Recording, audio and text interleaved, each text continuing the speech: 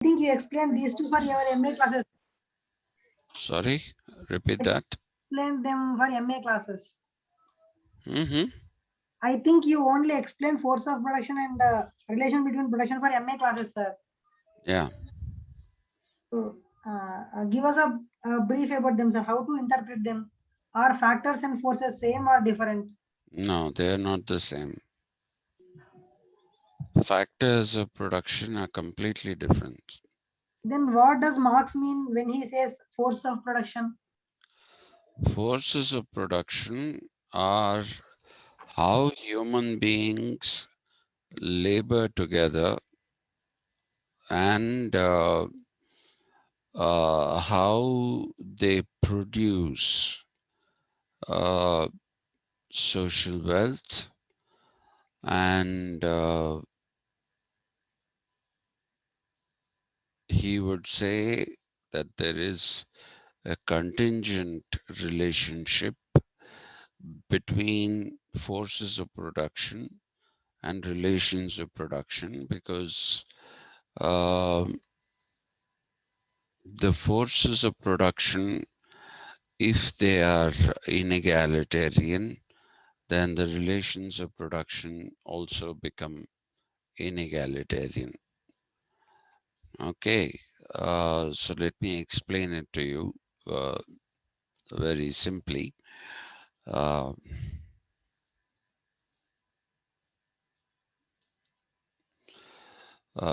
to try and put it in as simple a language as possible, Marx basically believes that he asks himself this question as to why do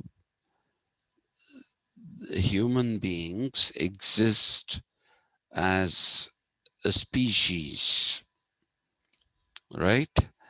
The species being, as he calls it, which is people coming together. What makes people come together? Why are people not solitary? He's not somebody who uses the word social or another word like society. He Sir, does. Huh. even species being is used by Aristotle. Yes. Both are using in same sense. Yes, they are. They are, except that Aristotle is teleological, Marx is not teleological. Marx believes that we have to author our own history. Uh, so that is the difference. Okay, so when he talks about the species being, he says, what makes the human species come together? And for him, the answer is people come together to labor together for their survival. So, what we call society and what he calls mode of production is something that comes into being because of this exigency of people having to survive, and human beings survive in groups rather than as individuals. Human beings don't have it in them uh, as in when I say they don't have it in them, what I'm basically trying to tell you is that they don't have the necessary kind of uh, bodies and the necessary kind of natural weapons which will allow human beings to live together as a species.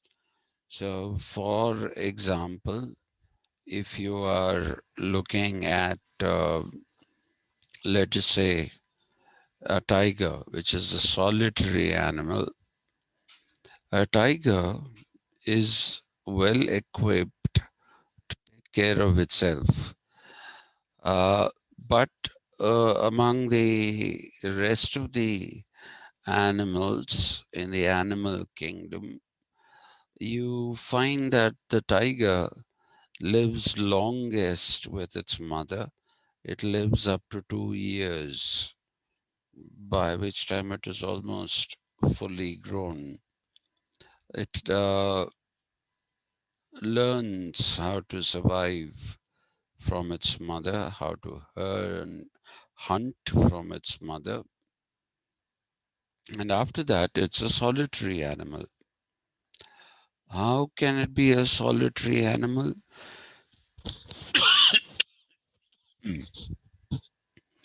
It can be a solitary animal because of the fact that, number one, it is very one of the biggest cats. In fact, people say it is the biggest cat. Cat Cats are those that belong to this particular family called felines, Felines. So most cats, by the way, are solitary, with the exception of lions. Again, in lions, male lions tend to be solitary.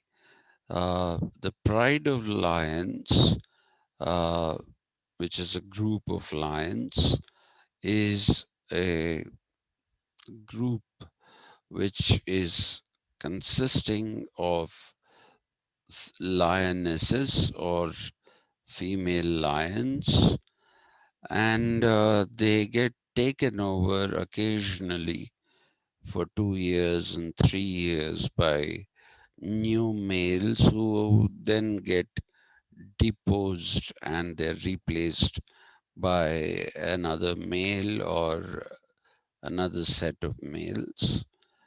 But they are the only exception. But most of the cats otherwise are all solitary, okay, including your domestic cats, which you can, I mean, the cats that you can domesticate and keep them as pets, but they're not like dogs. Dogs are completely dependent on human beings for their existence. Cats can exist without human beings. They go away, they come when they please. So to come back to the tiger,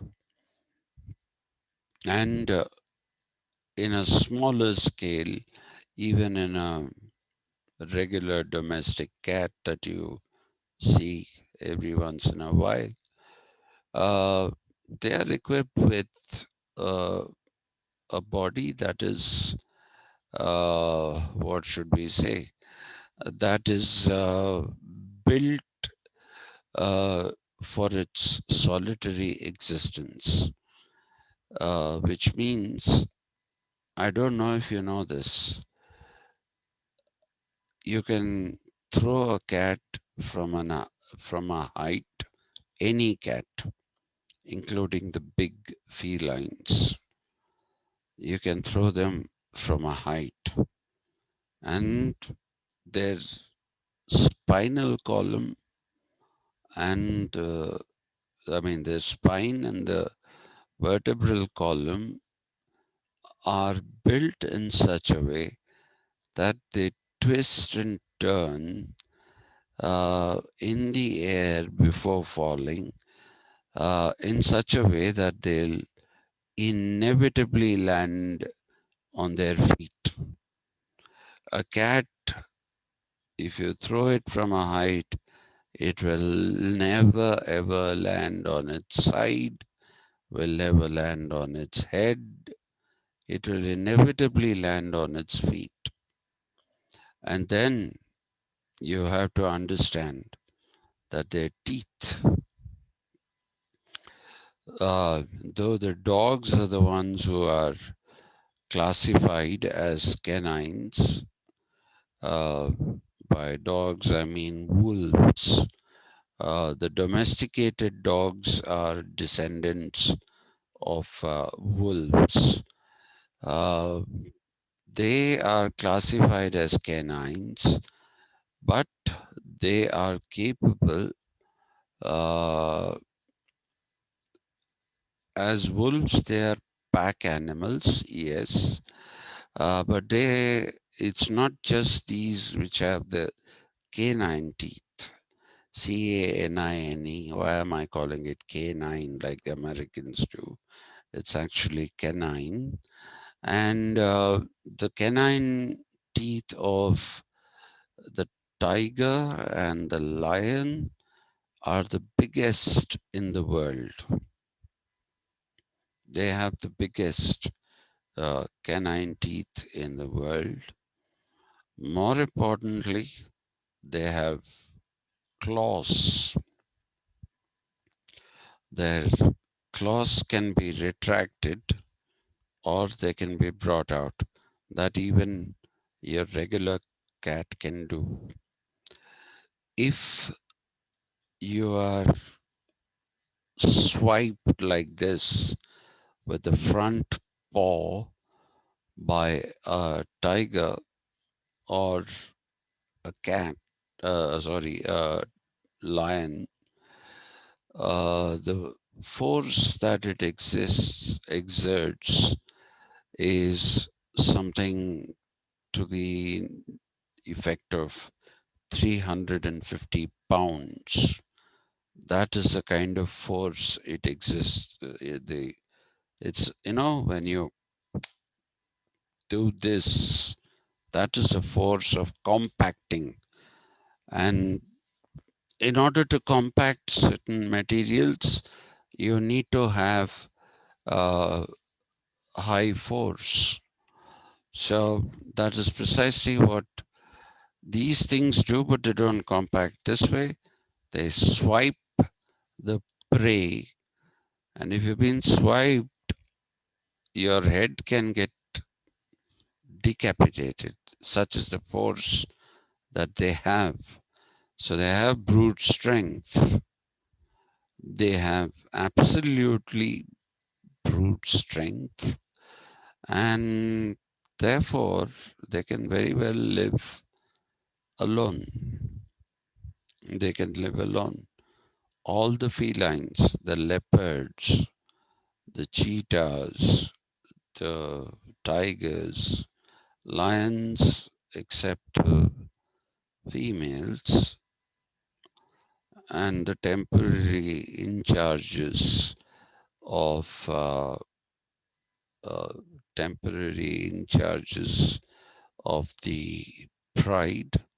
Those are the ones that form an exception, but otherwise the rest are all solitary. Uh, Among the herbivores, you find the species being. One exception, again, being elephants. Elephants are a matriarchal society. Elephants throw out males once they reach a certain age, usually 2 years or 2.5 years, or sometimes a little more. Then they are thrown out. So male elephants are usually solitary, and the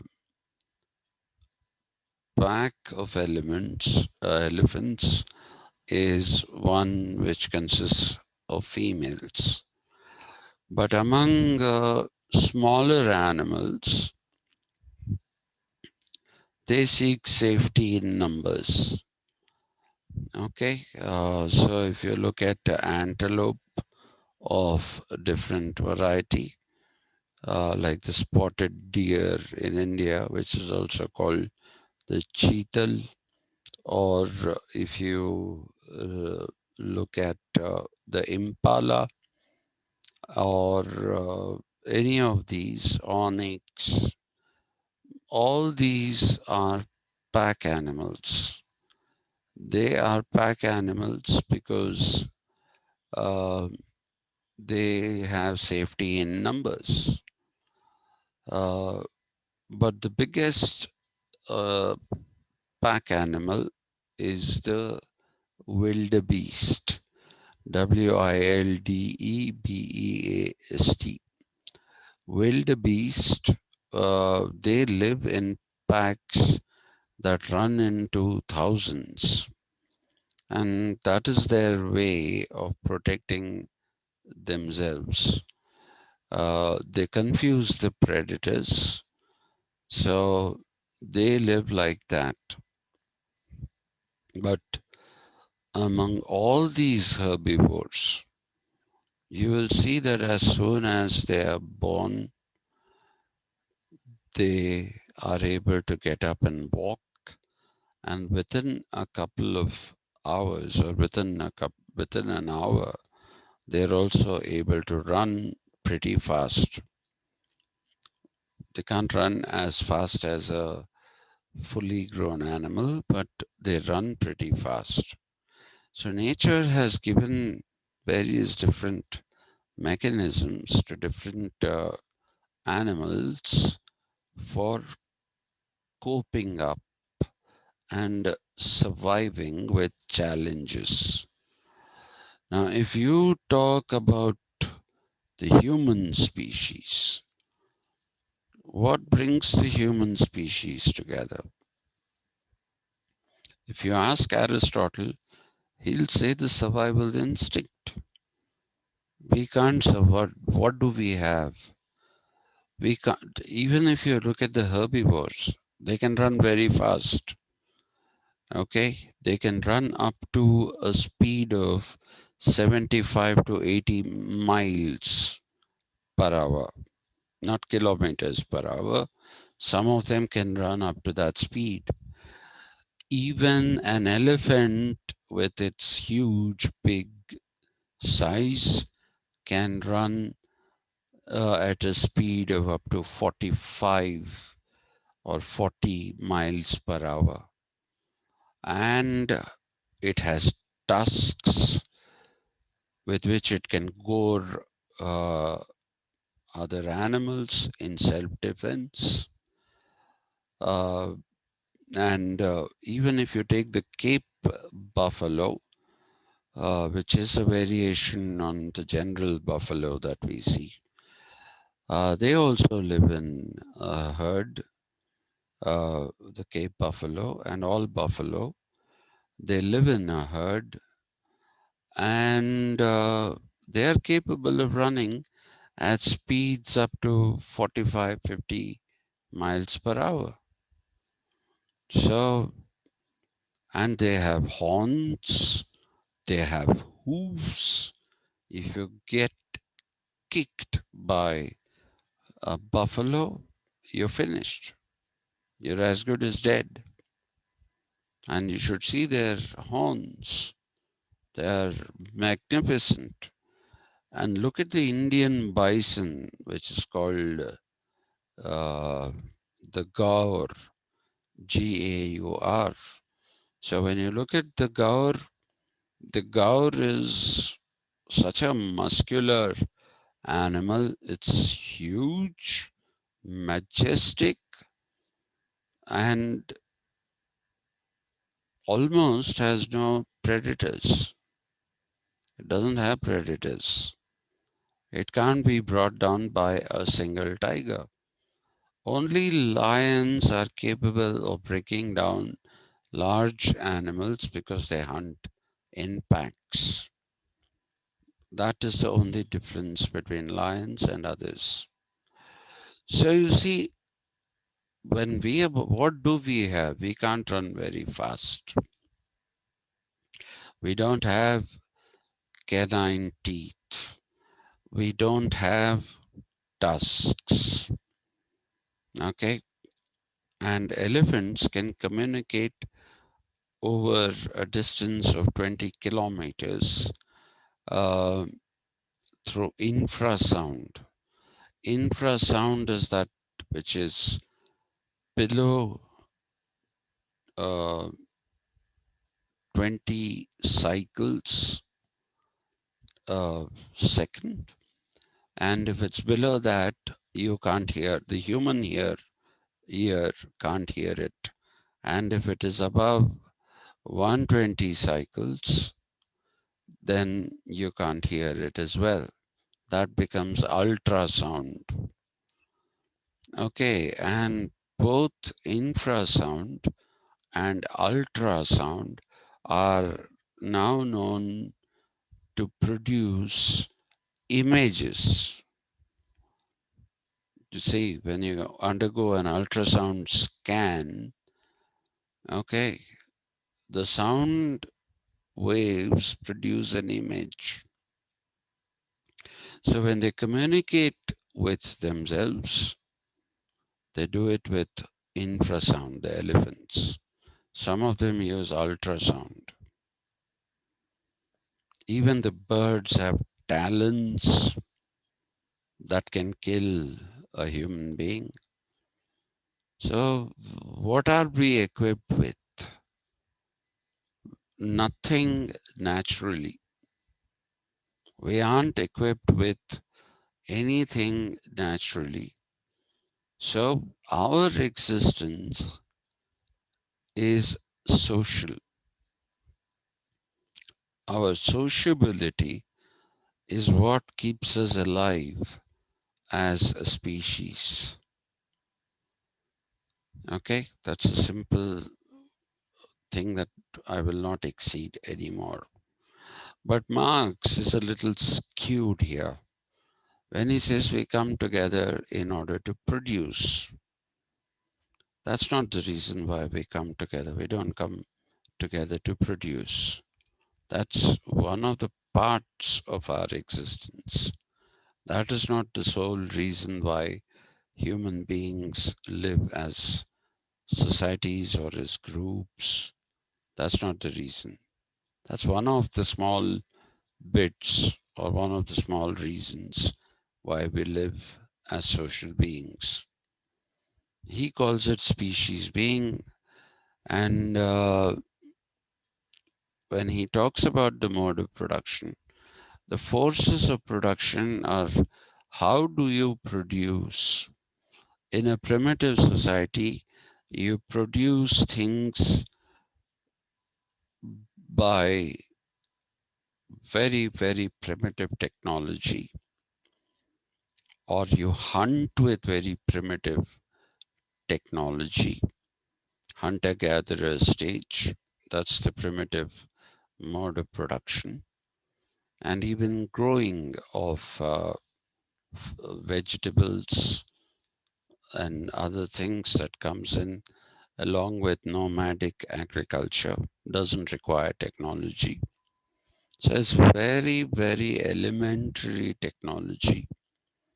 And since the technology is very elementary, the forces of production, people all work together.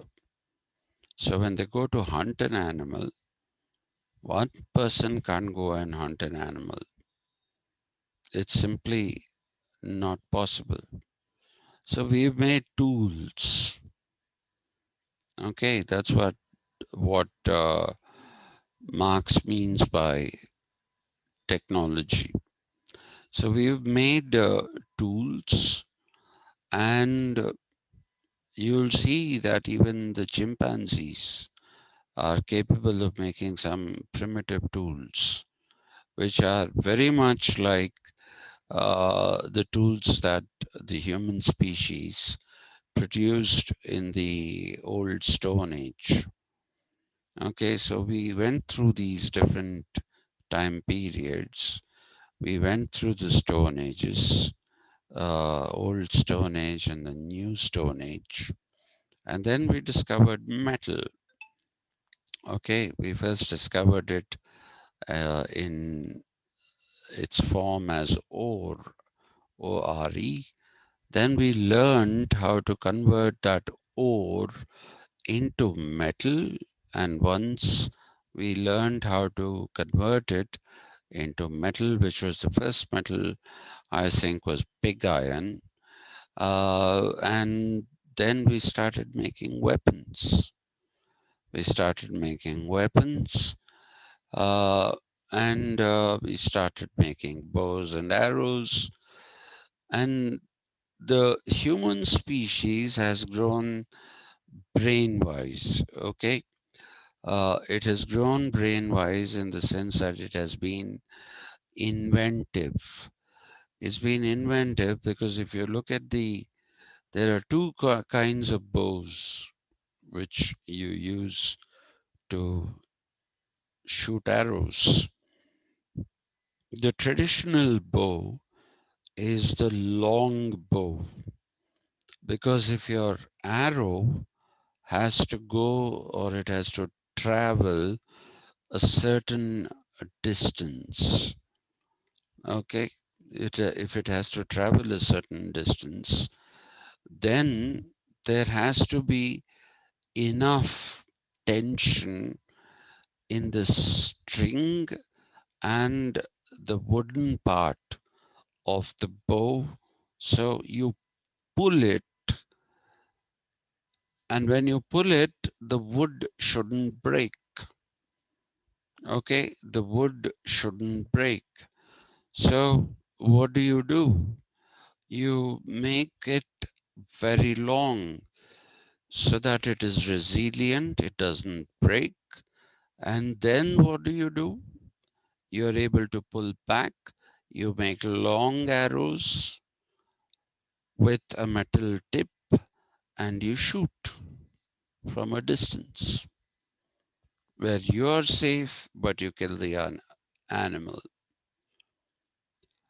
But as human societies progressed and warfare started, the longbow was not suitable for those who used horses. The first known use of horses in any kind of warfare or raiding people was done by the Mongols, Mongols. Mongols were people from Mongolia. Uh, you must have heard of Genghis Khan. He was not a Khan. Khans are actually Pathans who are there in our friendly neighborhood, Pakistan. You have Khans there. What the tribe of Genghis Khan was actually Han, H-A-N, Han. Now, how did that get perverted to Khan? That is because all these people of Central Asia and West Asia, when they produce the sound, they also produce this with that. So if you meet anyone from the Middle East, sorry, what am I saying? Middle East. If you meet anyone from Central Asia, West Asia, Mongolia, and you ask them to say Han, they'll say Khan. If you ask them to say Brahmin, and you write Brahmin, and they'll read it as Brahman, Brahman. So that's how Genghis Khan became Genghis Khan, and later on, the Americans have made him Genghis Khan. So neither Genghis nor Khan was a part of his name. Anyway, so the reason why I am mentioning the Mongols is because Mongols, when they went to loot and plunder and defeat people, they went by horses and they needed weapons. So they needed a bow and an arrow. Now, a long bow is usually about nearly 6 feet long. Okay, so how can you ride? How can you ride a horse with a 6 feet long bow and long arrows? You can't. So the ingenuity of the Mongols was they created what is today famously called the Mongol Short Bow. What is this Mongol Short Bow? It is created, it's not big, it's about this big, okay, or maybe slightly bigger, not more than 1.5 feet, or at most 2,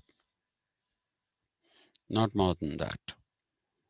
But in order to create a bow that doesn't break from the pressure of pulling a string, they also had to find a material that would stretch, because a short bow will have a short string.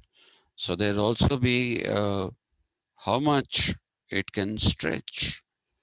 So in the short bow, they use catgut.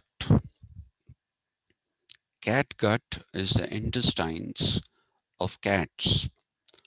Okay, made out of that, the string that's highly elastic and tensile. It's high tensile but has huge elasticity. So you can pull it really back. And if you leave it, it'll just come back to its original thing. It doesn't get distorted. Right? So now, what about the wooden part? They put a strong wooden part under and covered that, basically they covered that with the horns, okay, HORN, horn of uh, any of the herbivores that were there in that region. Uh, most horns came from yaks, Y-A-K, yak. Uh, but they also were other herbivores, like the buffalo was there. So they took the horn of the buffalo or the yak, and what did they do? They put that on the wood. They put that on the wood and made a catgut string. So they had these extremely light arrows and bows. Arrows were just about this big, but they learned how to poison the tip.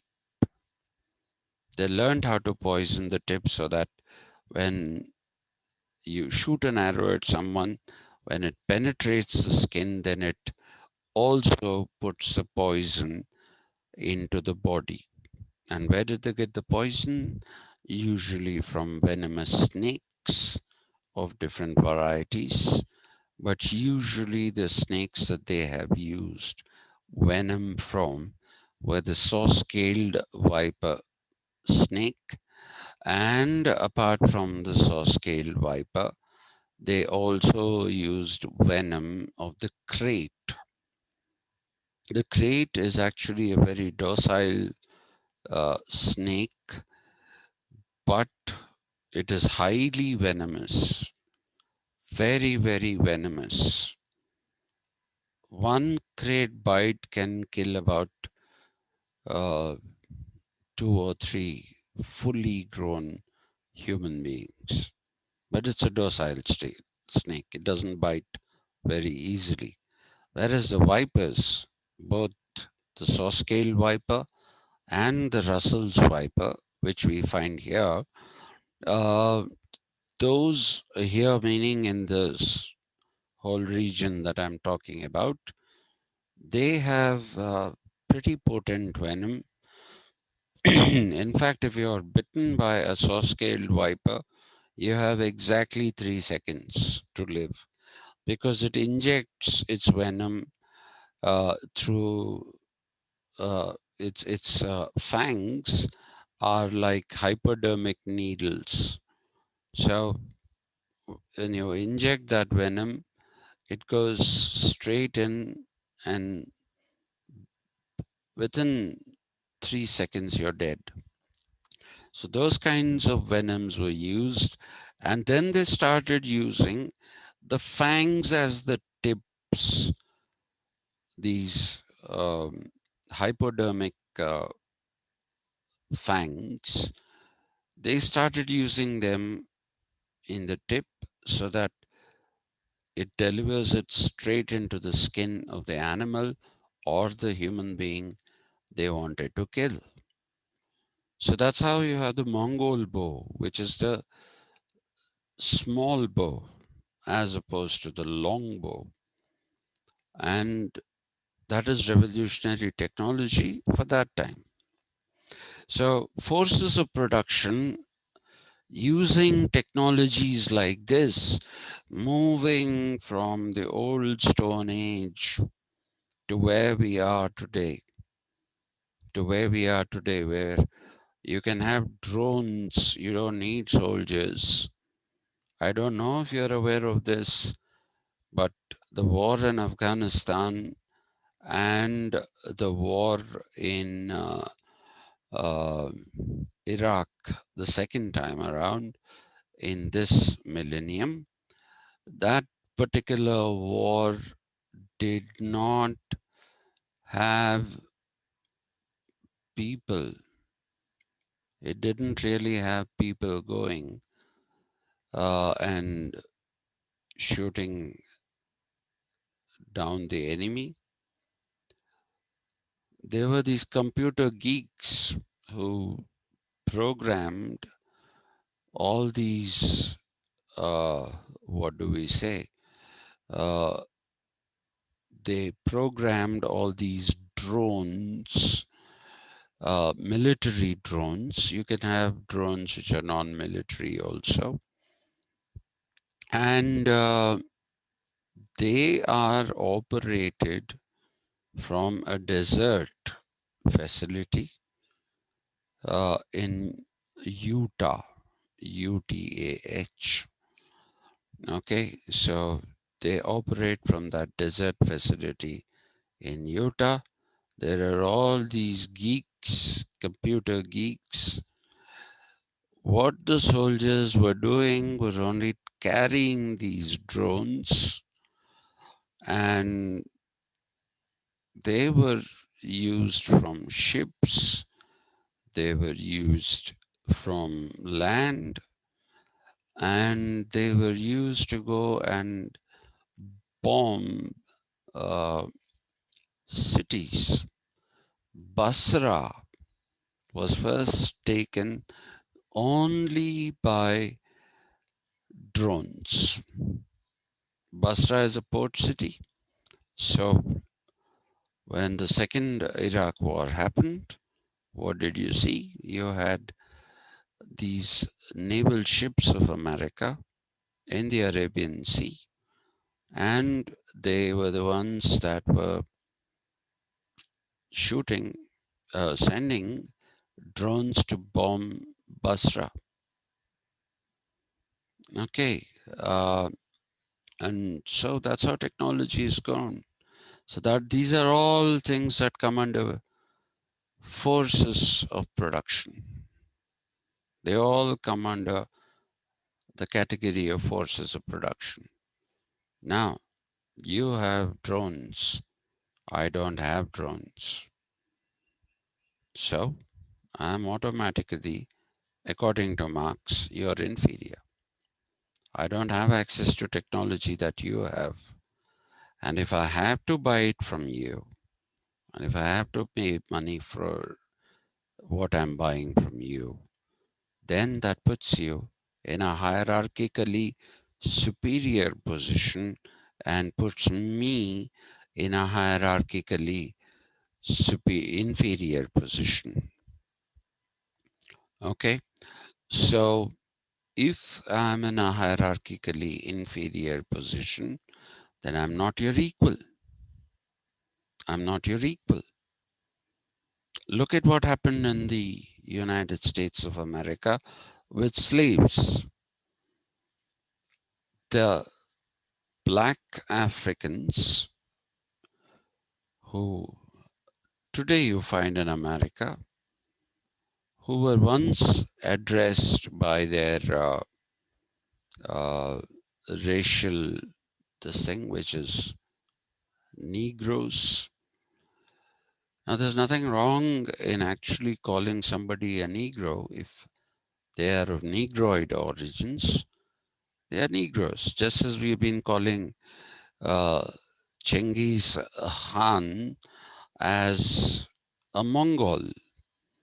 So at one time, the division of the human race was Caucasoid, which was people who were born in the Caucasus region, which is somewhere near Turkey and Europe, kind of a border. So the Europeans are considered, the whites as we call them, are considered to be Caucasians because they are supposed to have originated in the Caucasoid, their Caucasus region. So they are Caucasoid, and white males, even today, if you see Hollywood films, they say the suspect is a Caucasian male. That is a white man. So there's nothing wrong with that. Then the Mongoloid people are the people of China, our own northeastern states, the Mongols, of course, after whom these people were named, and the entire Southeast Asian region, going all the way to Hawaii. You know, the Americans are idiots. There is a band called Green Day, which made a wonderful song called The American Idiot.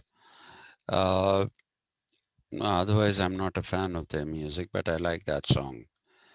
Okay, American Idiot. It shows how Americans can be idiots, are idiots, not can be. And what they refer to as the Far East, by looking at the map and seeing Japan here at the corner, and they see themselves in this corner, so that's Far East. Little do they know that they are actually very close to Japan, because the earth is not a piece of paper like this, it's a sphere. So if you want to go to the west coast of America today, which is California or Washington State, mostly California, who wants to go to Washington? It rains all the time, there's nothing there. But California is balmy weather. So our software whiz kids are going to America, they're going to California. And when they go to California, what route do they take?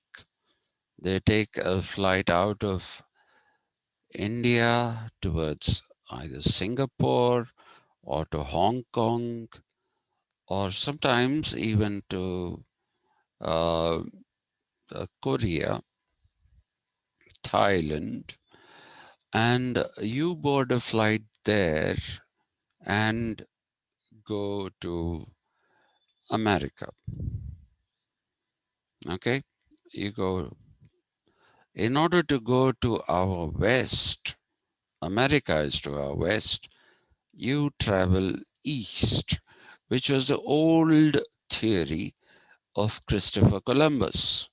Christopher Columbus, his greatness perhaps lay in his idea that if you wanted to get to India, which is in the east, he said set out in the westerly direction. And that's why when he found the Caribbean islands, he thought he had reached India. Okay, but the people of that particular region are also Mongoloid.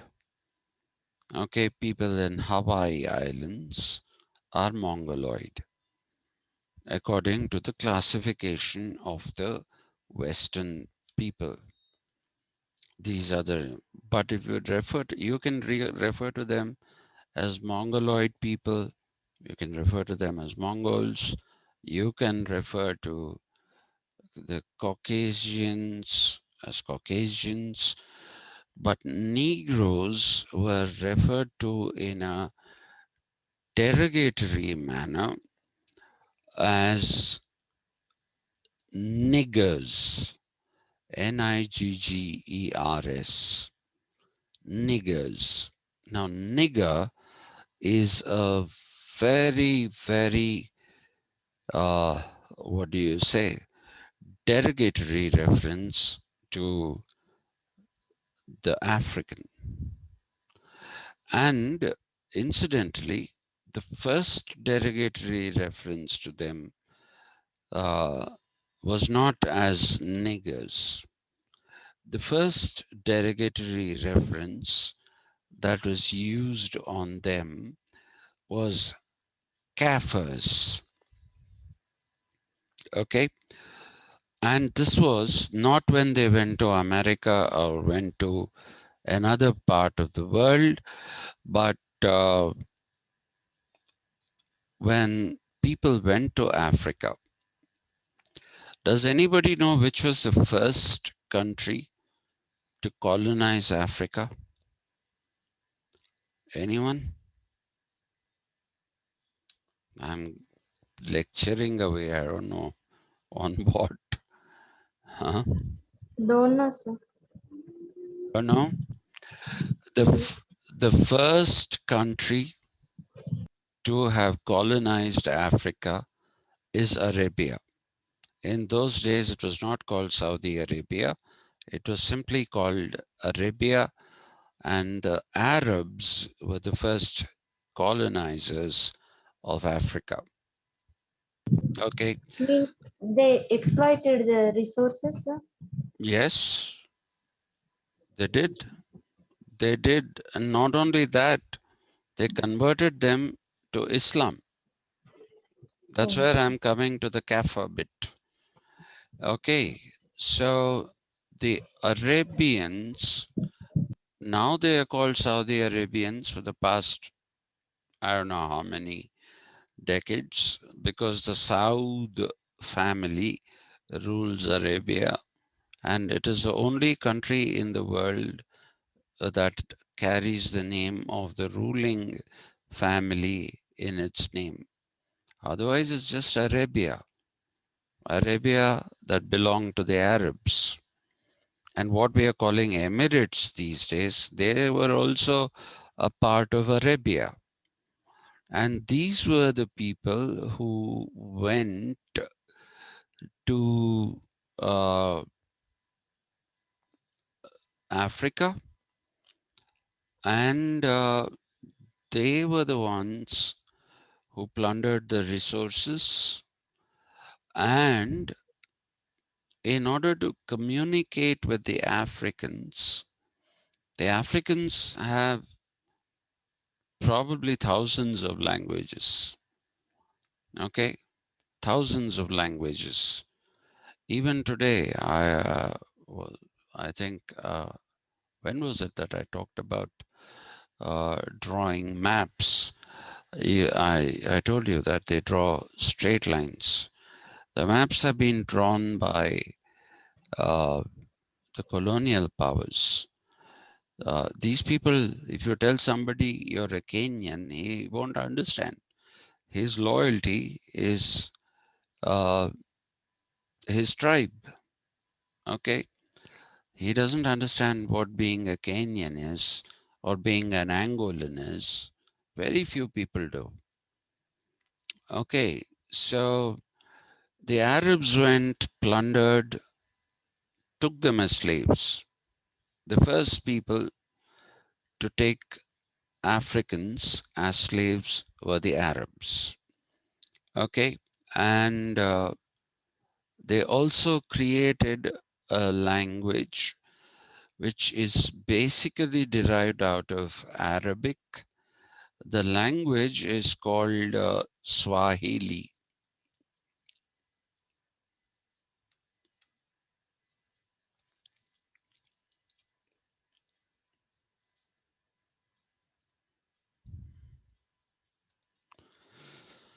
Swahili is a Pan-African language today. Okay, there are otherwise, like I told you, there are thousands of languages. But Swahili is the one language that is Pan-African and spoken by almost all African people. And this was at the instance of the Arabs. And the Arabs took the blacks as their slaves, apart from plundering their natural resources. They were taken as their slaves. They were castrated, emasculated, which means if they were male, their genitals were cut off. Why? Because most of the Arabs and even later, uh, as late as the Ottoman Empire, these people kept harems, which for some reason the Americans are now pronouncing as harem, but it is actually written Harem, harem, which is like, you have several wives. And the Ottoman sultans, right? The Ottoman sultans used to have, whichever territory they conquered, they brought women from those lands as trophies. And not all of them were given the status of a wife. A sultan usually had a harem of a few hundred people. Communism of wives that is wrongfully applied to Plato should be applied to these Ottoman sultans. But it's not as if they slept with all these different women. They didn't. Uh, they chose whomever they wanted. So if you see these people, when they brought all these women, they wanted to make sure that no other male went near them. Okay, because there were such big numbers of women, they might be tempted to go and sleep with some male if your these things are at work, hormones. So what did they do? So they castrated them, cut their genitals off, and appointed them as guards of the harems. That is how it started. Then, when the Muslims came to India, slavery didn't exist in India prior to the Muslims coming to India, the Muslim rulers. They brought, in fact, the first Islamic dynasty in India is called the slave dynasty. Muhammad Ghauri, okay, the person who plundered India, left behind his slaves here who were highly trained as a fighting force as well. So they established the Delhi Sultanate. It was called the slave dynasty. So you have Qutbuddin Aibak, who built the Qutub Minar. He belonged to the slave dynasty. And then you have the Khiljis, who for some reason are now being called Khaljis. Alauddin Khilji, they were also slaves who settled here, and they started buying slaves from Arab traders who came to India. Okay, uh, and Al-Biruni had come to India. He was a traveler, took back stories about riches of India, and therefore India was a great, what should I say? It was a great destination to go and conquer. But unlike the Europeans, the Muslims settled down here. They conquered this territory and made it their own. And they stayed on here. And they had harems here also. So they started bringing in these African slaves. I don't know if you're aware of it, but even the Nizam of Hyderabad had African slaves. Most of them emasculated or castrated, some of them not emasculated because they were fierce warriors, and both the Qutub Shahis and the Asaf Jahis, that is the Nizams, they found that these people were of great use as warriors. So you had two types of Africans who have now mingled perhaps with the local populations, but they're there even today. One of them is called the Chaush, Chaush. The Chaushes are black people who came as slaves. So are the Habshis. Right after you cross Tarnaka Usmania University, you have Habshi Guda. The Habshis were Africans. Okay, they still are of African descent, the Habshis and the Chaushes. Anyway, so what I'm basically trying to tell you is that the Africans were not first colonized by the whites. They were colonized by the Muslims. They were colonized by the Arabs, and their reference as Kafir, which is what I'm talking about, because when the Arabs went, the Arabs had by then had become Muslims. And people with no religion, the Africans have no religion. It's like Sanatana Dharma. It's not a religion, it's a cosmology. In the case of Sanatana Dharma, it is a very evolved cosmology. It had strong mathematics, and that is the reason why India withstood the onslaught of all these different countries, different people, and has retained its culture in some form or the other. That is because of how rich that cosmology was. Unfortunately for the Africans, their cosmologies were very simple cosmologies, and their life was simple subsistence, hunter-gatherers. They remained in that stage. And so they didn't really have a religion. And Sir, so, yes. sir, what made these Arabs or Western countries to make Africans as slaves?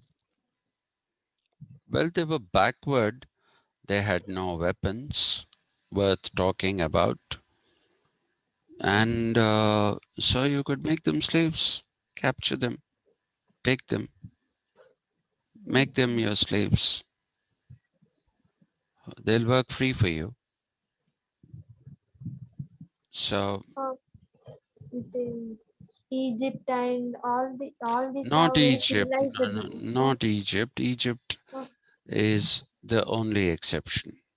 Egypt is the only exception because Egypt has seen various different civilizations, not one civilization. It has seen, but it has seen civilizations which are also cosmological, by the way. They were the Assyrians, the Sumerians, and the Hittites.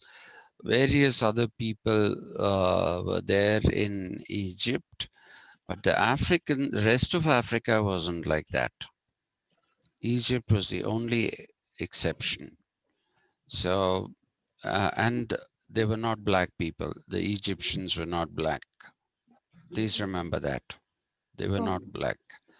The rest of the Africans are black, were black, and so they were made into slaves originally. And since they didn't have a religion, okay, and I keep telling you that in the world there are only three religions: Judaism, Christianity, and Islam. And since the Muslims found the Africans not having a religion, they call them kafirs. The spelling is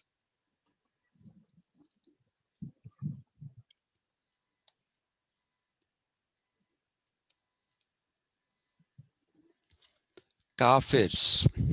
Okay, those who don't have a religion, those who pray to trees, the Africans pray to trees as a part of the cosmology. And even the Indians were called kafirs because of our idolatry or idol worship.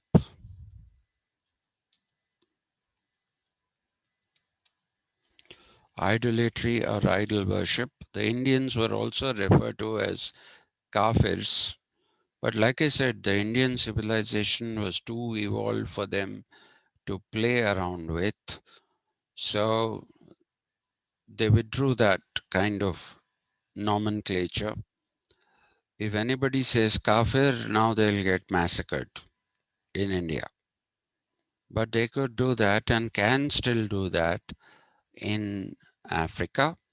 And they did that. And they called them kafirs. And when the white missionaries reached Africa, they couldn't say kafir. So they started saying kafa. Okay, it actually started as kafa, kafa. Okay, the I was pronounced as a. And later on it became kafir, as in a e. Okay, it was a Dutchman who referred to them as Kafirs.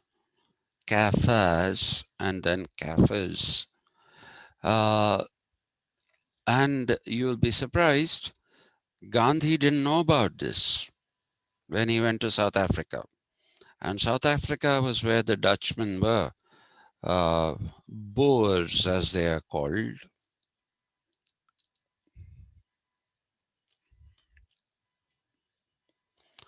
They were Dutchmen, and the Boers were they fought wars which were called the Boer Wars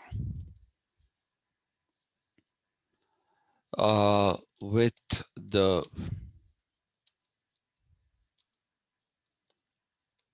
English. The Dutchmen fought with the English and they lost. The Boers lost. Okay, they gave in to the English. And this vocabulary of Kafir continued. So there are many instances when Gandhi referred to the black people as Kafirs. Okay, he says it himself in My Experiments with Truth, and in his also that book is simply now called his autobiography.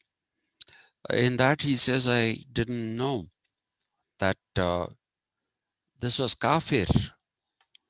He knew kafir because in India people knew what kafir was. He didn't understand that the kafir was actually kafir, and that he didn't know that it was a derogatory reference because these are people who did not have a religion, just as it was a derogatory reference to the Indians because of idol worship. Sir, So even today, Africans does not have religion. they do. Either they are Christian Mm. or they are Muslims, Mm. but there is a vast section, I wouldn't say it's a majority, there is a vast section of people in interiors and inhospitable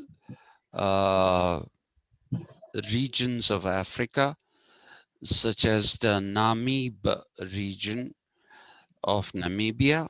Namibia is named after the Namib region. And you have certain parts of what is called the Maasai region, and the Mara River runs through that. The people there are called the Maasai Mara. They don't have a religion. They don't have a religion. There are people in Kenya uh, who speak a language called Gikuyu.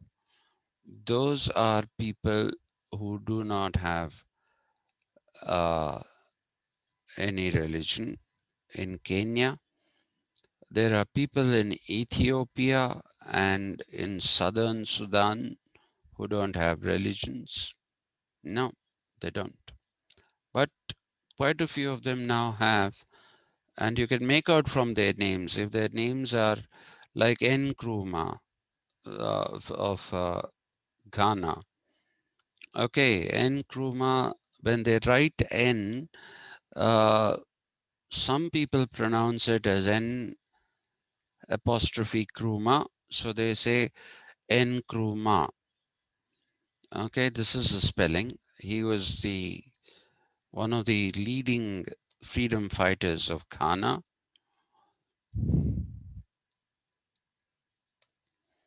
Nkrumah.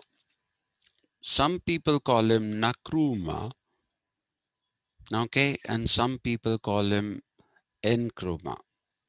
Neither of them is the correct pronunciation.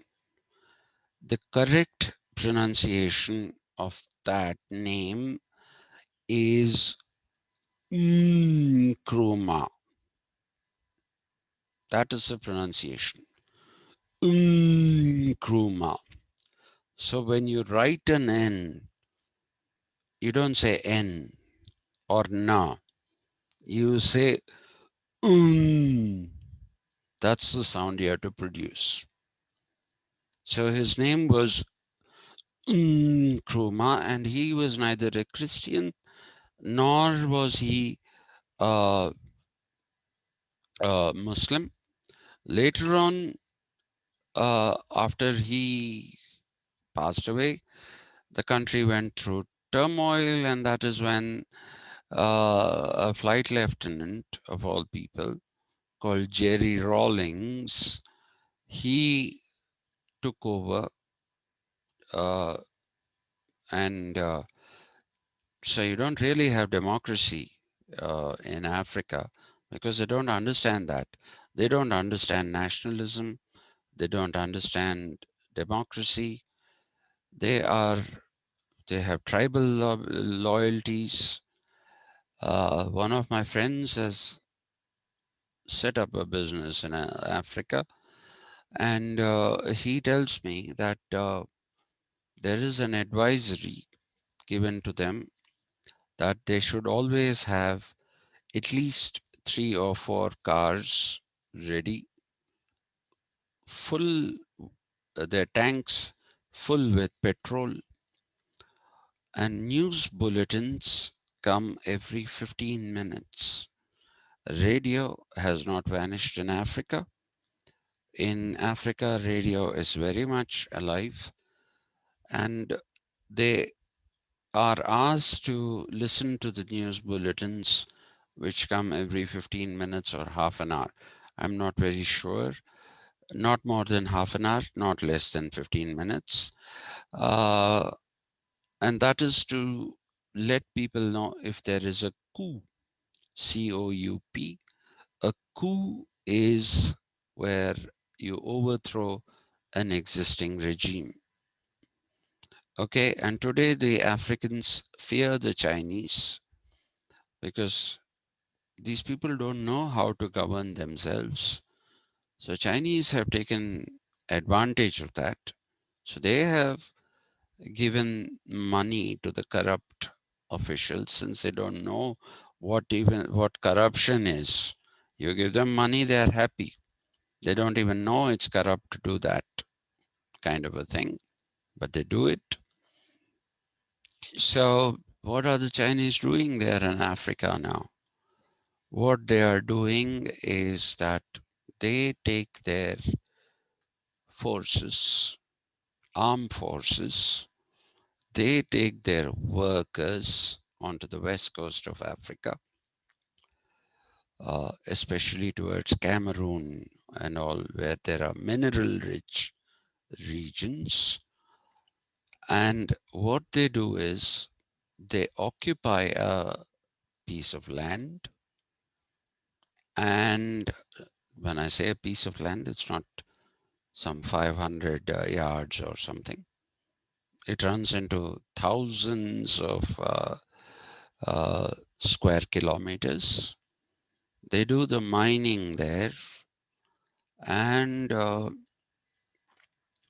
they have created perimeters of soldiers. Even the local Africans can't go there. They just kill them. If the African people go there, they ask them to go. If they don't go, they kill them. Shoot. Finished. So China is colonizing Africa. Sir, then what UNO is doing? UNO is biting its nails. UNO was never meant to be, it was an eyewash. It was never meant to be. Why do you have a Security Council with 5 countries having a power of veto? Why do you have that? The General Assembly has no powers. The powers are with the Security Council. India keeps getting elected and they say we also want the 6th seat in the UNO Security Council, and we also want to have the power of veto, but we are not given that.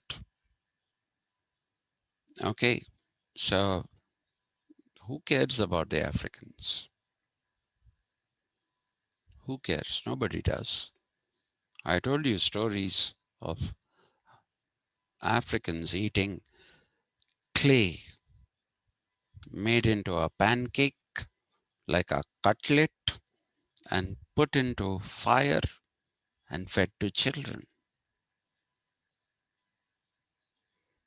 Africa is a pathetic story. It's a very, very pathetic story. What the world has done to Africa, the whole world, no other part of the world has been through what Africa and Africans and people of African origin in other countries are still going through. Still going through. So that was what I was trying to tell you. So now the whole thing that I was trying to tell you is colonialism and all these things became possible because of the Industrial Revolution that further improved technology, that is the forces of production. And when the forces of production are in favor of one nation, that became a colonizer, and the relations of production between the colonizer and the colony were that of unequals. They were almost slaves, servants, call them whatever you want. That is the relations of production argument that Marx makes.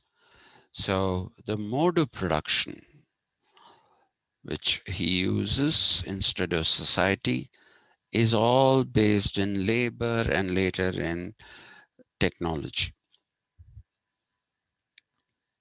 I think, Prashant Garu, you have derailed me completely today. But I don't mind. I like having these free-flowing, freewheeling, not free-flowing, freewheeling discussions. We learn a lot through freewheeling discussions. No, sir, you are equal to one library. It's No, no no, exaggeration. No, no, no, no, no. it's absolutely No. correct. It's mixing with the history, political science, geography. Mm. Thank you. Very kind of you. I learned from hearing others. You know, the best way to learn is when you find somebody knowledgeable, open ears, shut mouth. Mm. That way we learn. It's one type of skill, listening Um, skill. It's very important, um, no, sir? yes, today the problem is nobody listens. Yeah, yeah. Mm, They will listen for just responding. No, I think understanding is one of the most important skills, no, sir? yeah. No, people don't want to listen. People really don't want to listen. People don't want to read. If you give more than 3 pages, people think, oh my God, I have to read all this. So that's the problem. Sir, I Anyway, thought this no all this knowledge came to you by reading books. I thought like that. it also came from reading books. I have a library of my own, which is a pretty big library for one person. It is a pretty big library, but I also learned a lot uh, from listening to people uh, when they tell their experiences. You know, I know quite a bit about computers. Uh, that's because my computer friends have classified me as the arts type, and they think that I have nothing to contribute to them, and they contribute a lot to me, and I'm comfortable with that because I'm learning things that I otherwise wouldn't probably even know where to start looking for. Where to start looking for. So, listening is a very good thing. You should listen when somebody knowledgeable speaks. You should listen. That is my policy. And that way, you will learn in half an hour what might otherwise take you 3 or 4 months of reading. You Yes, know, yes. so things like that. So, you should listen. Everybody should listen.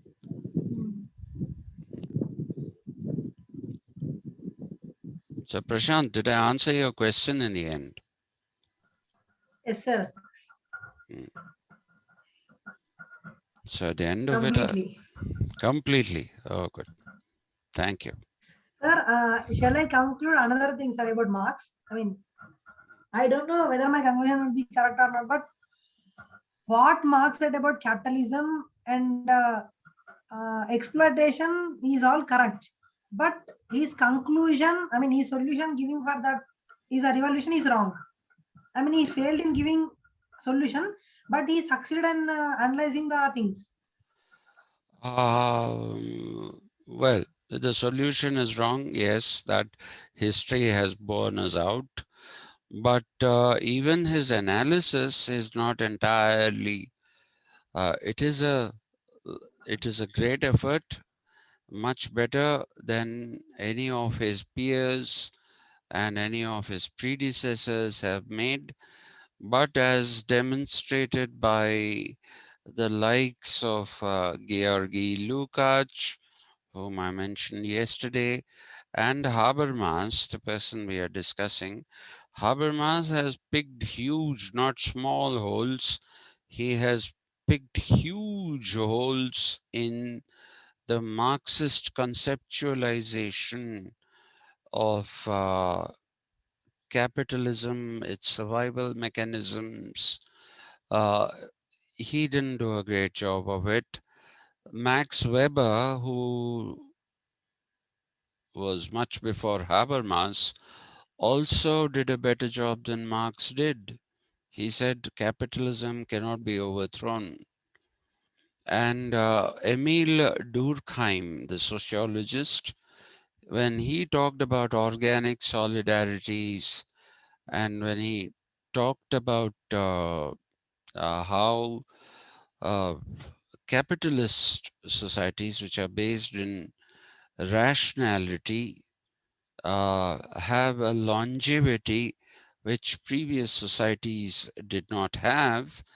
Once again, I think that is all proof of the fact that you can pick holes in the theoretical understanding of Marx of capitalism. But having said that, I would say that his contribution to politics internationally and to the whole idea of freedom and all those things is unparalleled. It's absolutely unparalleled. Now, if you compare him to my other hero, Gandhi, Gandhi is very localized. Okay, at one level, you can scale his non-violence to global proportions. Yes, you can scale Ahimsa to global proportions, but that's the same. Sorry, Satyagraha you can scale to global proportions, but that's about it. The alternative that he tried to show to an industrial society could have been applicable only to India, and we chose not to apply that. But the perspective that Marx had is far more global, far more global, though even he has deficiencies again when he understands India and, you know, what is today West Asia. He calls it the Asiatic mode of production. That is a total misunderstanding in Marx also. But cannot, you cannot in any way overemphasize the contribution that he made to the whole idea of freedom, to working for the poor, uh, and trying to look for a society that would be based in egalitarianism. All those things, Marx is a colossus. He's a great man, truly great man. And I don't think he has an equal.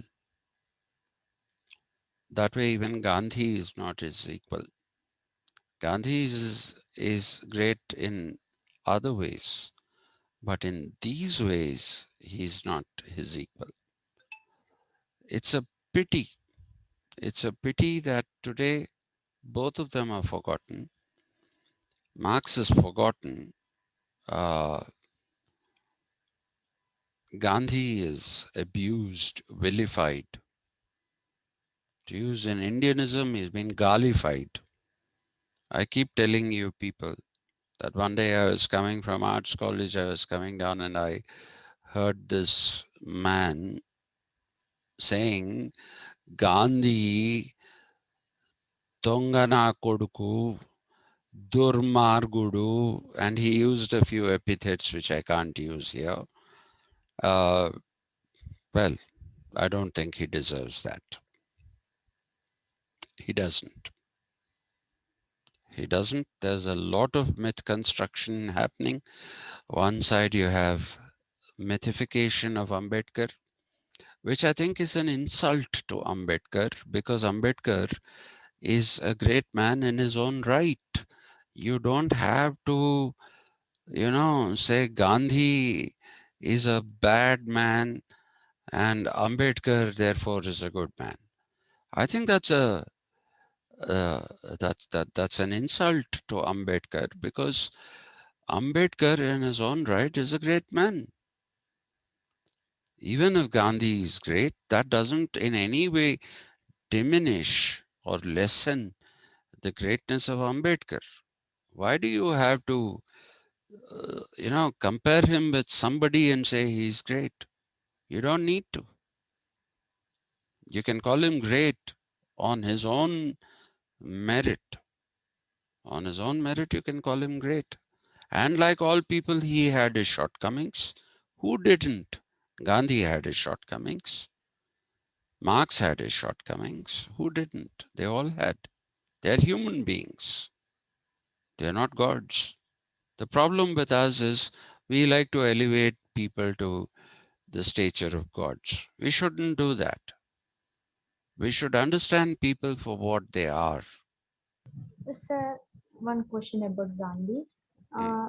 What made Gandhi to believe in caste system, sir?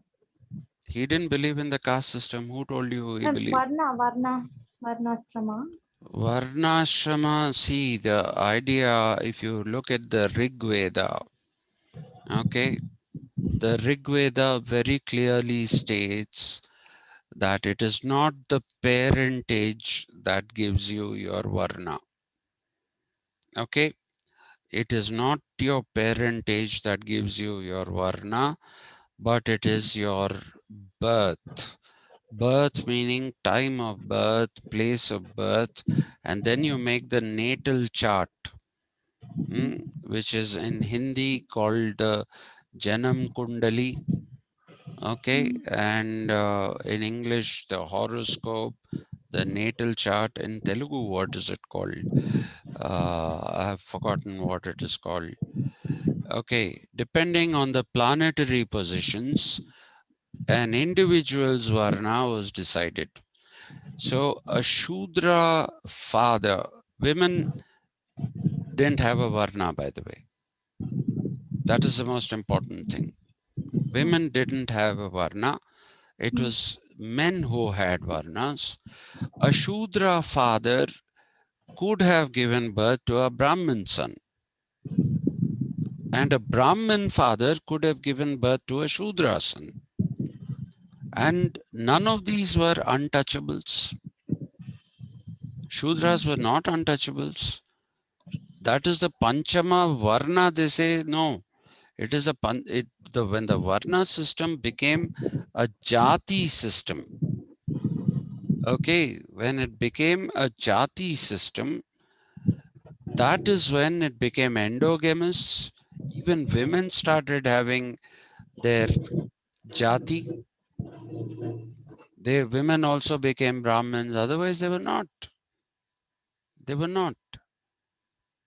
Okay, and today people talk about Vastu Shastra. Those who talk about Vastu Shastra know nothing about Vastu Shastra, because according to the Vastu Shastra, there are some general principles and there are some particular principles that again go back to the natal chart, the birth chart of the person who is building the house. The planetary positions in the chart of, that is why it's a cosmology. The planetary positions in the natal chart of the person who's building the house are the ones that will determine which room should be where. And the general principle of Vastu, which is also derived from the Rig Veda, is something that we violate today completely. The first principle of Vastu is no two houses should be in a row. They should not be in a row. Okay? They should not be in a row. They should all be crisscross. That is for ventilation. That is for ventilation. And since there was no defecation and urination within the house, the areas of defecation were upwind. Upwind, because otherwise the air will come in that direction and it will carry, when feces and urine, they carry all kinds of impurities. They can come in this direction. And therefore, they were upwind, not downwind. So the village is here, upwind is there. That is where you had to go to defecate.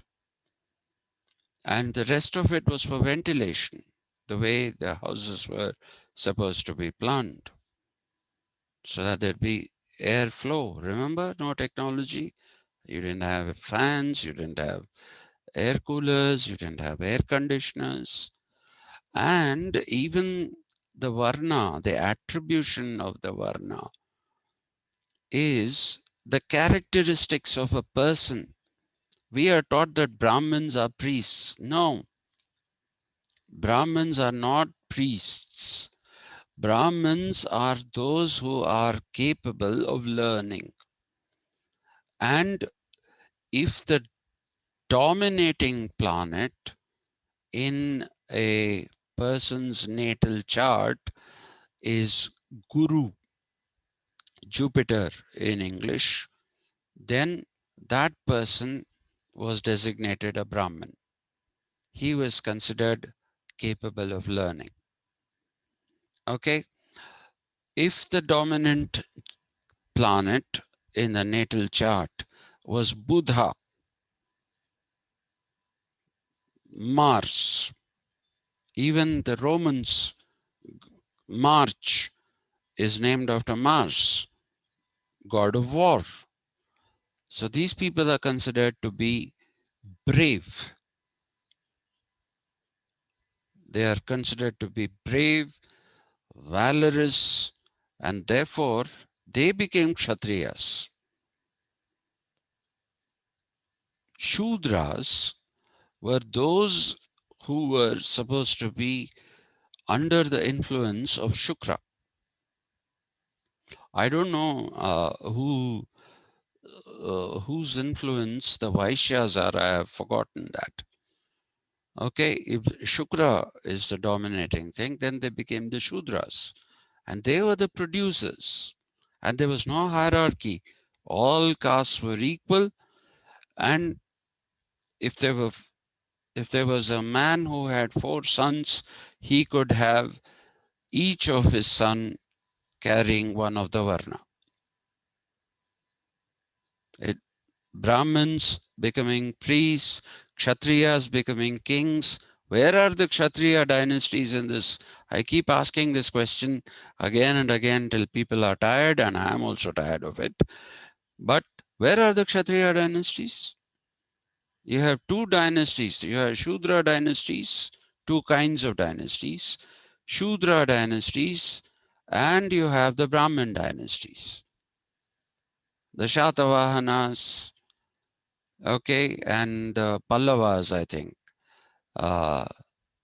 These are the Brahmin dynasties, but most of the big dynasties and the Shungas were again Brahmins, but most of the very big dynasties like the Mauryas, the Gupta dynasty was the Vaishyas. Then if you go to the Maurya dynasty, and in South India, the Cholas, the Cheras, the Pandyas, okay, all of them were, in fact, later on they were added to the list of untouchables. But they were kings, and the Cholas were a maritime power. The Cholas went to Singapore and conquered it. It was Singapore is Anglicization of Simhapuri, which is what the Cholas named it. Okay, they went all the way into Thailand. They went into Indonesia, the Cholas. All right, so we didn't have that Varna system as we have the caste system. The caste system, even if you take the Bhakti movement, the greatest among the 12 Alvars, okay, the greatest among them is supposed to be Nammalvar. And Nammalvar came from a this thing which is uh, uh, from a Varna which is considered to be not even a Shudra Varna but an untouchable Jati, sorry, not. And how many Alvars were Brahmins? Among the 12 Alvars, 3 Alvars were Brahmins. And the 5th Alvar, Madhura Kavi Alvar, is the one who brought out all the works of Nammalvar in the Bhakti movement. Bhakti movement was not in ancient period. It was very much in the 10th, 11th. It came right up to the 14th century. And this is the Vaishnavite Bhakti movement. In the Shaivite Bhakti movement, who were the people? The Lingayats. Even though Basava was a Brahmin, he gave up his Brahmanism and later on it became Lingayats. The Jangama, today you call them a backward caste, but they are a part of the Shaivite Bhakti movement. The priests in the temple at what is this place? Sri Salem. They are Jangama priests. They are not Brahmins. So you see, Indian history is not that, it's not all in black and white. The argument that existed between Gandhi and Ambedkar was that Gandhi said that you are ironing out all the subtle nuances that are there and putting out as one villainous system, which it wasn't. It wasn't. Like I said, show me a Kshatriya dynasty. Where is the Kshatriya dynasty? The Rajputs call themselves the sons of kings. Rajputra, Rajput. Similarly, the Velamas, whom Suravaram Pratap Reddy, when he wrote about castes, here he said Velama is Velivesina Mala. You can check it out. Suravaram Pratap Reddy said that. Velivesina Mala. Velama. But today they are an upper caste. The Reddys were, what were they? Shudras, Kapus. In many places in Rangareddy district, Reddys are called Balijas. They are called Kapus. There are some 24 forms of Reddys. They collected the Rittadi tax. So there is a group movement possible in the caste system, which M.N. Srinivas called Sanskritization. The caste system has nothing to do with the Jati system, nor has it got anything to do with the Varna system. In the Varna system, there was no way of saying this is superior, this is inferior. The Jati system was where the superiority and inferiority came, and one's caste came with the parent. And in that, even the women started having castes. Otherwise, no, the women didn't have caste. I mean, Varna, sorry. The Britishers didn't have a word to understand this phenomenon that, that existed in India.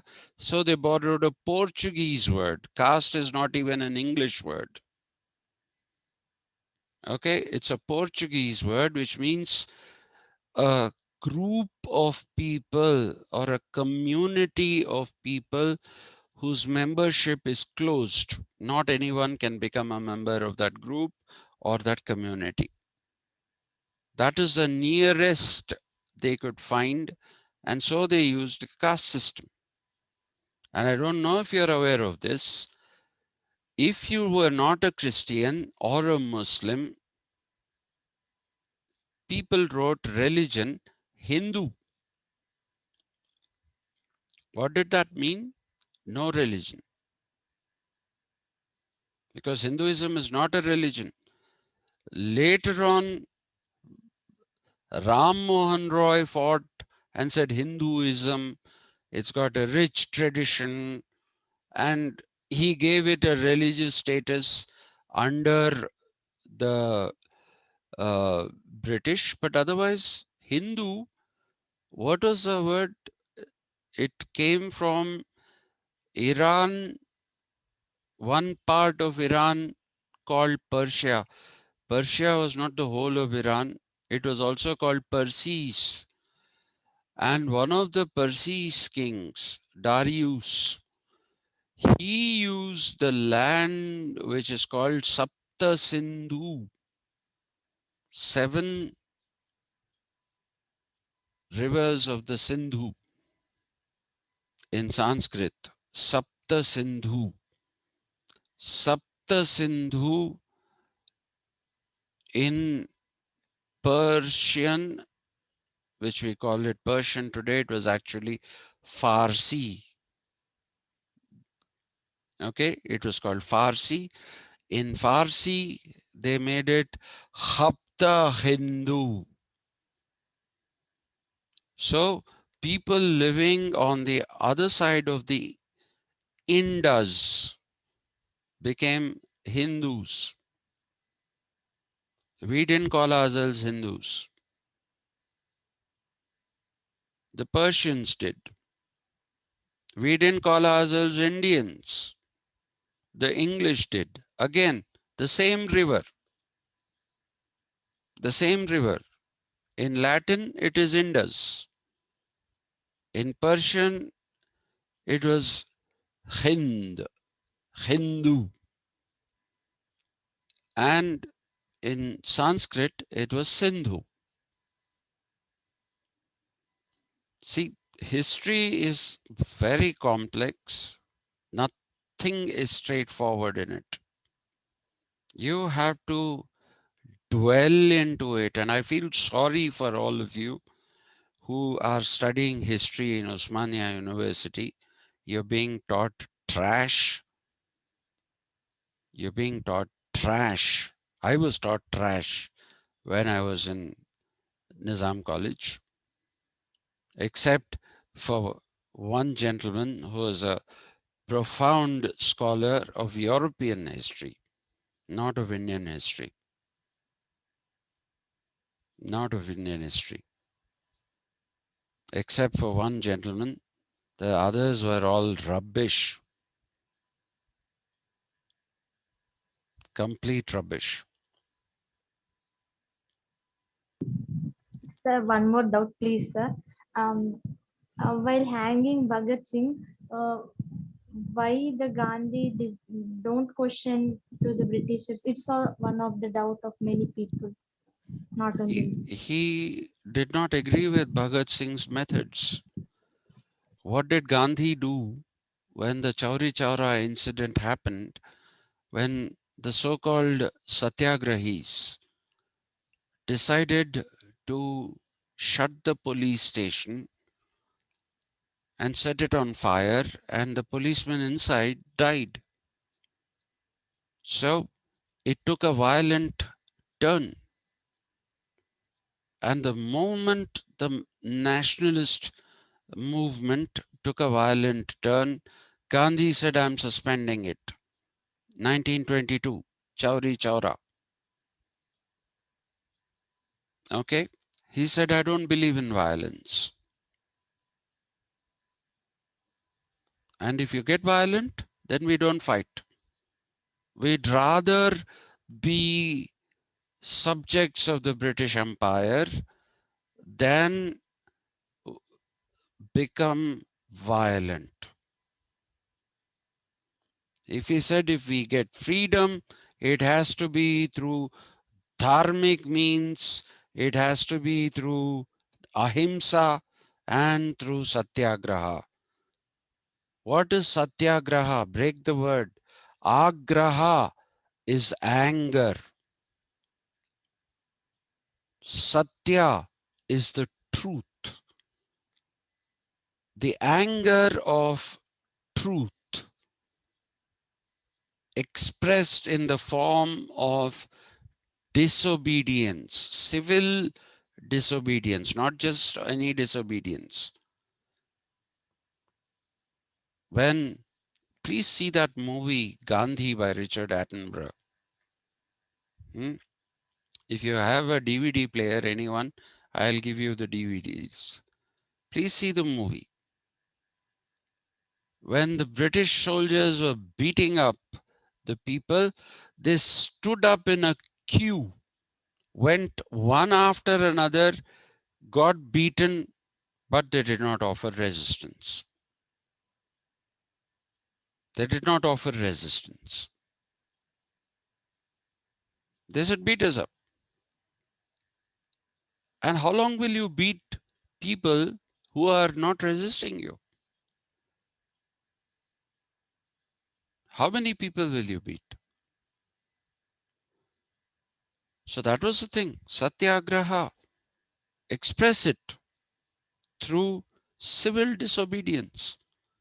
They want you to do something, don't do it, but be civil about it. They want to beat you, get beaten. Don't retaliate. Now, Bhagat Singh, patriot, no doubt, but he used terrorist means. He believed in terrorism, as in to terrorize people. He thought that'll win freedom. So Gandhi did not support that. He didn't believe that is a way to win freedom.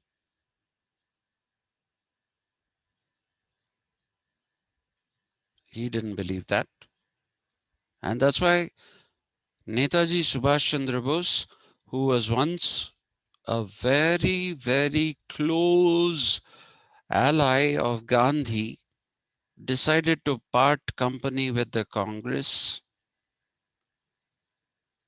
He wanted to part company with the Congress, and he set up that Azad Hind Fauj, or Indian National Army.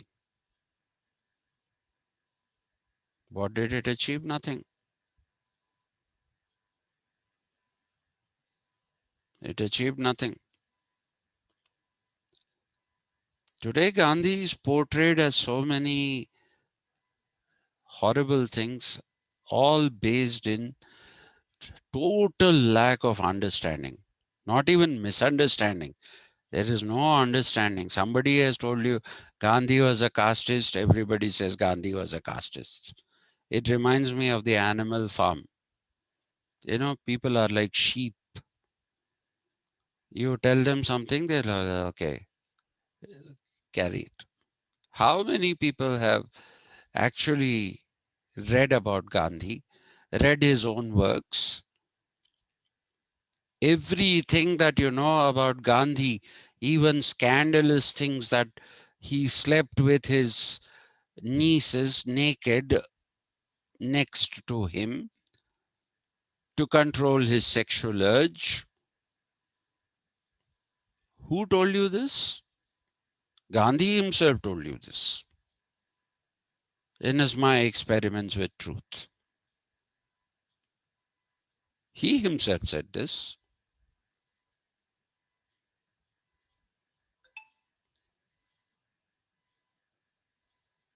And why did Gandhi believe you had to control your sexual urges? That is because when his father was very ill, he felt the sexual urge. So he went to his wife, and by the time he came back, his father had died. So that shaped Gandhi's views on sex. And who tells you this? Gandhi tells you this. You don't need anyone else to tell you about Gandhi. All his personal, private details, all of them Gandhi only tells you. You don't need scandal mongers to tell you those details. So he didn't protest about Bhagat Singh because he didn't believe in what Bhagat Singh was doing. He didn't believe that it was the right thing to do.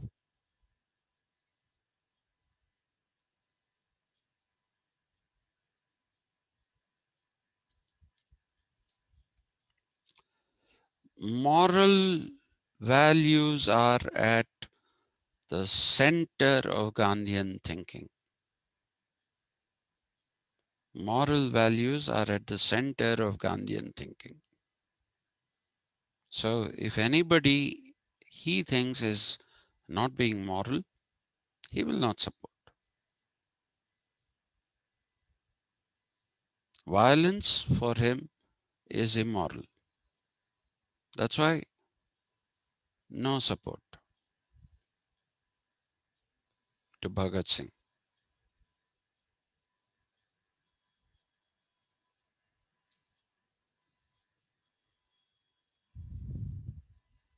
Any other?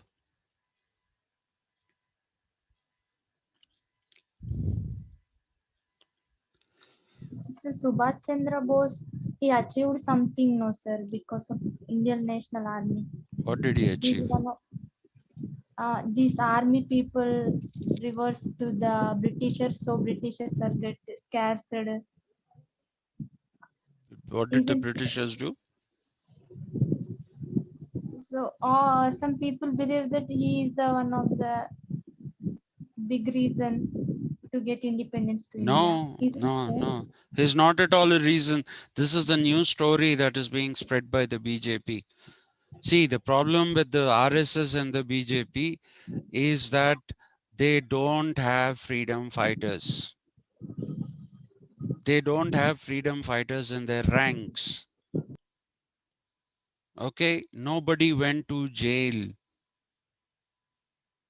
from the RSS, from the Hindu Mahasabha, from what was the BJP's predecessor, the Bharatiya Janasangh. None of them went to jail. One person went to jail, that was Savarkar, and he sent 24 mercy petitions. 24 mercy petitions, and he said, I will support British rule in India. That is what Savarkar said, and that's why he was released. And God knows what he did. He was paid a pension of 67 rupees per month by the British. He collected a pension from the British. This man. Atal Bihari Vajpayee was once arrested with a group that was doing Satyagraha. So he went to the police station. There he wrote, I am only a bystander there. You have picked me up by mistake. So he wrote a letter saying that I am not a part of this Indian freedom movement. Today everybody says Atalji, great man. Okay, he has his greatness. I will not deny him that. But he wrote this letter that I am not fighting against the British. I am not against British rule in India. I support British rule in India.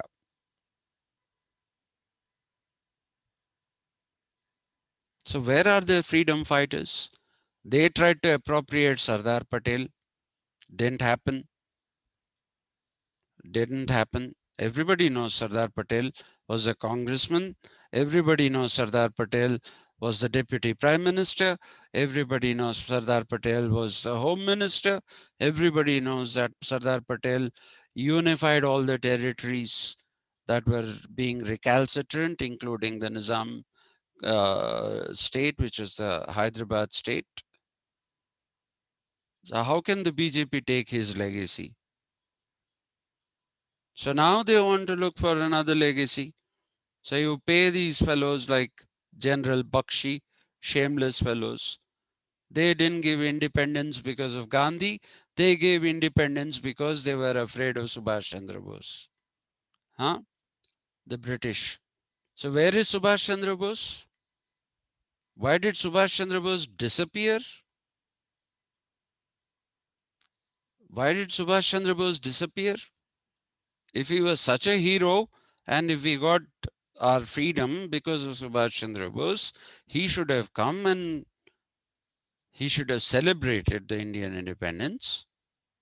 He was a part of the Axis powers, all of whom were crushed. Germany, Italy, Japan, Spain. He was a part of the defeated forces. He was not a part of the winning force. Nobody knows what happened to Subhash Chandra Bose. Why doesn't somebody tell us how he got his independence? That is because we accept things without questioning. We don't question. General Bakshi says it was because of Subhash Chandra Bose. He must have been given a crore or something to say that. So he's been saying it everywhere. Markandeya Kaju, Justice of the Supreme Court. He says Gandhi is a British agent. Paid. Said In what way is Gandhi a British agent?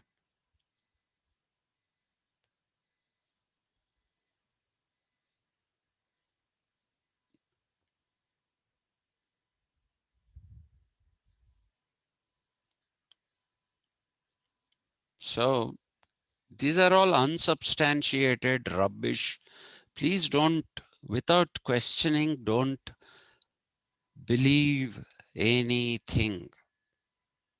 You have to question. If Subhash Chandra Bose was the reason why we got independence, where was Subhash Chandra Bose at the time of independence?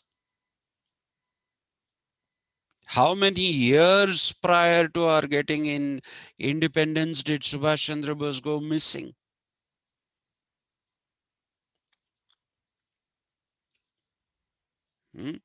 If the Indian National Army or the Azad Hind Fauj was the reason why we got this thing, where was the army? Where were those people? Where were those soldiers? Why didn't they parade on the streets of India saying that we've got independence for India? If they were the ones who defeated the British didn't get defeated, first of all. But if you say they defeated, where were they? Please question these things. Don't blindly accept what people tell you. Question these. No need to doubt Subhash Chandra Bose's patriotism. No need to doubt. He was a great man. But don't say things about him that are not true.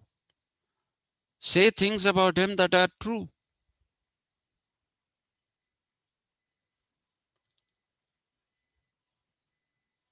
Again, like I said, there are many different ways in which you can establish the greatness of Netaji Subhash Chandra Bose. Many ways. You don't have to take recourse to this rubbish.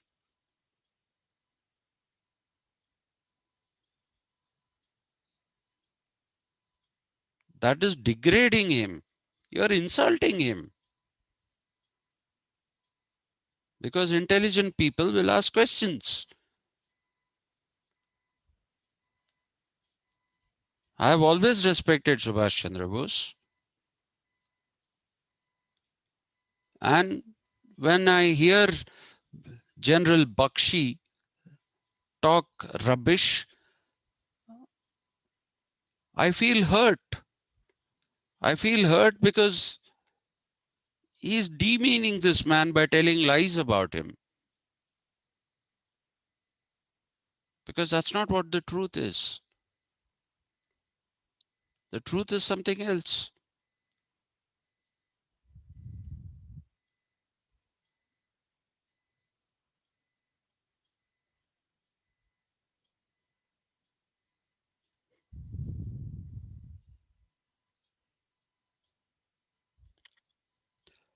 Okay, I think.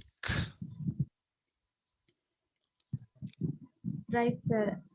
You cleared me all doubts about Gandhi. Thank you, sir. No, my pleasure. That's why I run these classes. I keep saying my evening classes are the forum where we can have freewheeling discussions, which we can't in the morning classes because we have to run to a timetable, we have to run to a syllabus. These classes I want to use for these kind of discussions. The more questions you ask, the happier I am. The more questions you ask, the happier I am. Okay. Thank you very much. I'm surprised. 5 of you are still here. I would have thought you would have left long ago. All right. Thank you very much for asking questions and for being there to listen to my answers. Thank you. Thank you so much. Thank you.